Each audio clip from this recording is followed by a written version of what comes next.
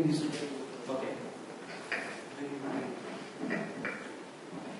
Once we have completed, okay, measures against the baseline, what was the requirement? Okay. Got a client acceptance, the project, close that, or guide the lesson done. This is the closure of the project. Next, we hand over the project to the service management team, and from there they would drive the sustenance part of it. So when you ask me to the point, this is one point where we end the project, because project has to end. Eventually a project, if we are talking about the project management in that perspective, it has to be a definite end. And there it ends. And then comes in picture a service team which takes the handover. And again, while service team is taking care of the things, it may evolve more projects out of the efficient service management, which I agree with Ashish. So later on we can have another project evolving, because out of the whatever services we got, we learned something more maturity has come up, and we come with another project which we take another. So this is how handshaking happens. So Ashish, what are your comments on this? Sir, I personally feel that for us as practitioners, it is useful to debate the point at where does project management end and where does service management start. But I prefer to look at it from the perspective of the organization overall. If project management, as Zafar has been pointing out consistently, that if project management is not done well, if you haven't done the scoping correctly, you will probably end up with a product that does not satisfy what you eventually want. But I also want to say that if we stop at just that, the organization will just be left with a product which satisfies something but is not useful.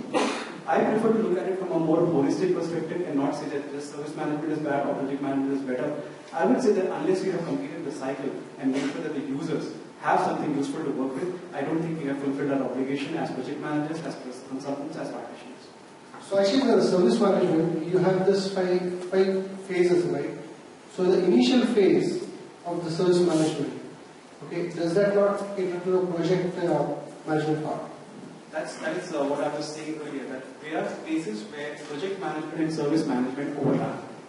For example, and in fact, if you look at the ITS and PO gates, they also have this connection established there, that when you're talking about transitioning, when you're talking about release management, you're essentially venturing into a space which is occupied by both project management and release management. Even if you look at any kind of implementation rollout, let's leave aside the jargon of quality and project management aside.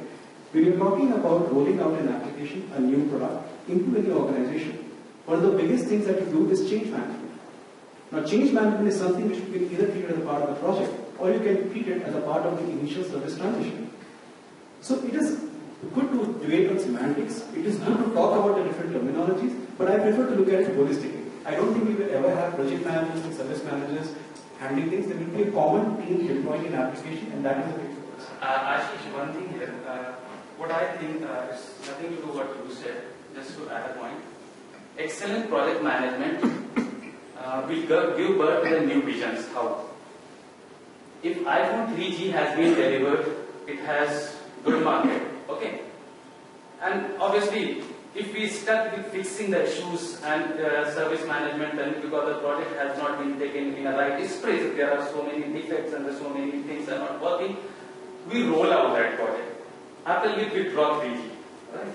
If project has been effectively done and complemented with excellent service management, that has given rise to 3GS and eventually the 4G and in next month 5G. So this is how both complement each other. Project management, if done effectively, that would lead to, and along with the complemented by service management, that would give birth to the vision, to more strategies, to more opportunities. And if not done properly, you remain in a dilemma, you get engaged most of the time fixing the issues, first stabilizing the existing version, existing project, and you would not able to move ahead. So that's why what I say, project, if done effectively, efficiently, would definitely, both are sticking to the same position, so I'm going to move this debate a bit forward. Yes. But he did this over. Yeah. Just so, Zafar, one question. I just have a question. Sure. What's your view on, do you know a product wherein you don't really need a service management, or you are of the opinion that any product or service which is made has to have a service management? Again, in my point of view, you really cannot have any product, IT product, without some level of service support. Now, having service management does not mean that you have the entire gamut of services associated with it. For example, if we are users of Gmail, that's basically a SaaS application. We are basically getting into Gmail, creating an account and getting out of it. And the minimal service support that we have is that we have the help in Gmail, and we have @max an email ID where you can send some questions and not expect a response. On the other hand, if we have an enterprise email service, for us, most of us have Outlook or something like that. For that, we have a help desk. For that, we usually have a person who we can call. So even if a product does not have a very extensive requirement for service support, there will be still something there. Let's put it this way. If we are going to use anything which is new for us, we need somebody to ask that question, then how do we use it? It's normal human tendency. Even if we are sure about how to use something, you still ask somebody, yeah, I see it. It's natural. And even if you end up creating a service desk just for the sake of creating one, I think it looks very good on pamphlets when you say that we offer 24/7 support. That's another thing that when you dial that number, nobody picks up the call. But at least it becomes a selling point as well. So my point would be that it's probably not possible. Yeah, just to continue on the same question, I wanted to provoke your thoughts. I take the example of a parachute. Someone jumps out of the plane and parachute functions or doesn't function. It's a product, right? To me, the function of parachute starts after where you can jump off until the time I land. The function of the product for me ends. Where is the service management coming? Picture if I have a problem with the parachute. The service management is when you use the parachute company, it takes a $1 million settlement.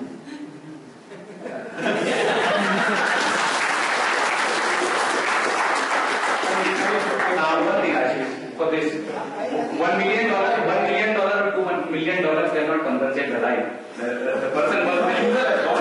I just wanted to I agree. I get what you're saying, sir. And I think most of us seem to be, and in all honesty, I know we are debating on this. I think we are basically agreeing on the fact that you cannot treat an IT organization just as a sum of its parts.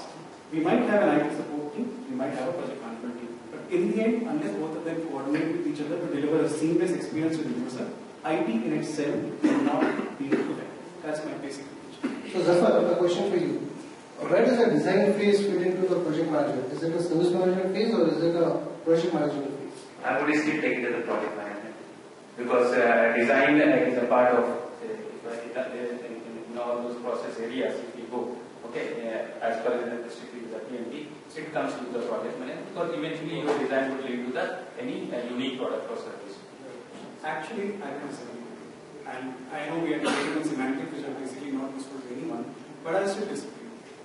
When you design something, you not only consider the design of the functionality, you also consider the maintainability of something that you build. Fundamental mistake. If you don't understand me and you digest me and put me to come into your code, there is a fundamental strongly.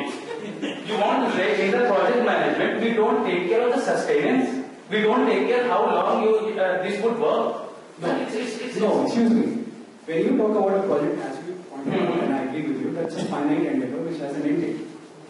Once you build this end date, how do you make sure that the design is sustainable? No, design. He talk about the design. No, my point is that when you are designing your project, you are also designing the service part of it. Otherwise, your design is incomplete. And that is why I will disagree with you and probably say that when you are designing the overall application, if you are not taking into the maintenance part of it, which is essentially a service delivery thing, you are not. Is it mandatory to have the project management to hand it over to the service department? Again, a good question. And I think this ties into what Mr. Zaveri was also saying, that who is, or whom is what is important.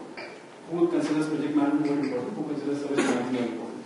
If you have separate IT teams, in some cases you might be doing your development using an outsourced team also. And you're going to maintain your application using an in-house team. In that case, the transition is pretty effective. You're basically doing a formal transition. There will be shadow support, and people will be basically working on it and making sure transition happens. But suppose the same small team has delivered an application is also getting into support, which happens with a lot of small products where the same team is responsible for the maintenance as well as the development of new enhancements. It can be there. I'm not saying that the transition has to necessarily happen between two teams, but it has to be taken care of. You need to think about it. That's it. Ashish, one is one. The chair you are sitting upon, okay, if it's not taking all the biological aspects, the manufacturer did not take the biological aspects of it, you are using it, okay, no defects in it, you are using it. But somewhere down the line, you develop a kind of back pain and you diagnose that it was the kind of chair on which you were seated. That was not considering all these things while the design. Now help me understand. Because the defect was in that, it transferred that its own defect into you as a disease. How service management is going to help here? Because I think the project has not delivered. What is the question? The project has not been delivered effectively. There is a flaw in the project management process because of which the commodity that you got, you cannot test it immediately. You tested it with a course of time where you became a victim while the process of testing, and by the time you develop some diseases, certain some pain. So now how the service done? You are going even how effective the service they can mend the chair. They cannot mend your pain and your disease, right? I apologize, but I think we are getting back to the same point again. That parts, if we have something to us, No, see, I'm sorry, one minute, hold on. The topic does not say IT.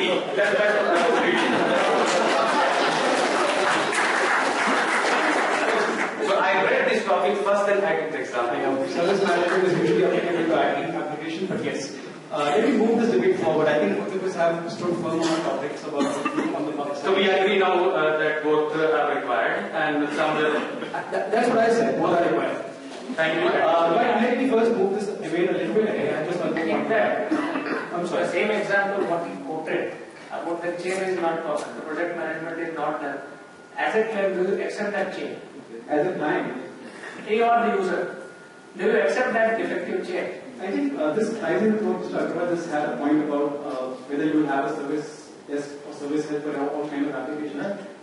Do you expect me to call a call center for complaining about a chair? Okay, first of all, do you accept that default faulty chain? That's what. If you have first of all accepted the delivery of a faulty chair, You have to live with that. exactly, you can live with that to some extent. One example. Let me put it. A user sometimes is naive. He doesn't know the technicalities of the thing he is going to use. I don't know this silicon glass, what are the things it can make. The user themselves have defined the scope, what is it? And isn't that the responsibility of the project manager to ensure that all stakeholders are taken care of? EAP process area 1? No, yes, it is. We agree. Then isn't your customer your first stakeholder? No, see, we agree that project management is essential and integral part. From my perspective, I put it more strongly. From your perspective, you put the other way around. With your permission, Eventually, with your permission, moving this way forward, I think both of us are basically on Yes. the same points. Let me just explore this topic a little bit more. It says project management is more important than service management. And I think looking at the way the jury has come up with some questions, I don't take too long, I'll just take a minute. This can also be a topic which you could look at from the perspective of the different stakeholders within the company.